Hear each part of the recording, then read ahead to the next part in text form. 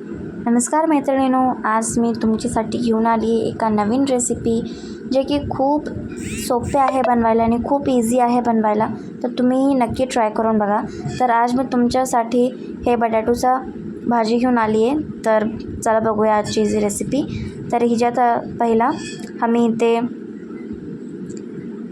हिरव्या मिरची घेतले तो आणि हिला मी आता बारीक करून घेते, बारीक पिसून घेते. आणि हे बघा, हिला मी साईडमध्ये काढून घेते तोपर्यंत. आणि ज्यात मी आता मुंगफली टाकते आणि हिला पण मी बारीक असं कूट करून घेते शेंगदाणे टाकून.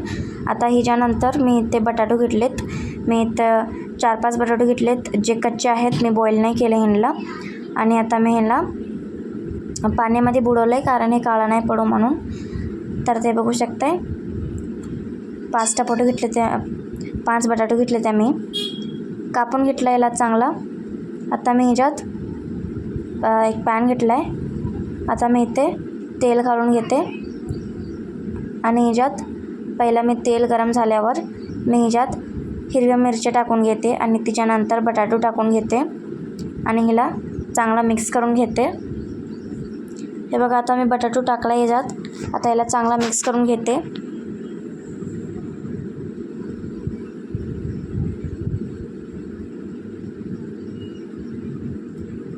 तर हिला चांगला मिक्स करून घेतला आहे मी, हे तुम्ही बघू शकताय. आता मी इथं मीठ घालते. आता मी ह्याच्यात चवीनुसार मीठ घालून घेते आणि हिला चांगला मिक्स करून घेते, हे तुम्ही बघू शकताय. आणि मी 5-6 मिनटं ह्याच्यात लीड लावून ठेवलं आहे आणि लीड काढून मी हिला आणि एकदा चांगला मिक्स करून घेणार. तर तुम्ही बघू शकताय चांगलं हिला मिक्स करून घ्या असं. तर चांगला मिक्स करून घेतला आहे. आता मी ह्याच्यात हिरव्या मिरचीचा कूट टाकला आहे आणि त्याच्यानंतर मी जे मुंगफलीचा कूट बनवला होता शेंगदाण्याचा ते पण घालते ह्याच्यात आणि हिला चांगला मिक्स करून घेते.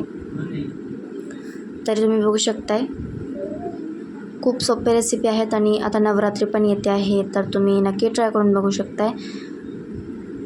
तर तुम्हा सगळ्यांना नवरात्रीच्या हार्दिक शुभकामना आहे. आता मी ह्याच्यात थोडंसं पाणी घालते. एक नवीन ट्रिक आहे, तुम्ही नक्की करून बघा. थोडंसं पाणी घालून हिला 2 मिनटं लीड लावून ठेवायचं आणि 2 मिनट झाले की लीड काढून घ्यायचं. आणि तुम्ही बघू शकता मैं यहाँ पे लीड ओपन करके ले लेती हूँ और इसे अच्छे से मिक्स करके ले लेती हूँ. यहाँ पे कुछ इस तरीके से तो इसे अच्छे से हम मिक्स करके ले लेंगे. ये देखिए कुछ इस तरीके से.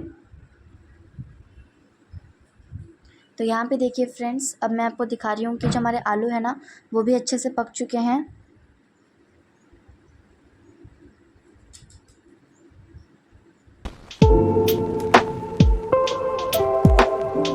तो हमारे आलू भी अच्छे से पक चुके हैं फ्रेंड्स. यहाँ पे देखिए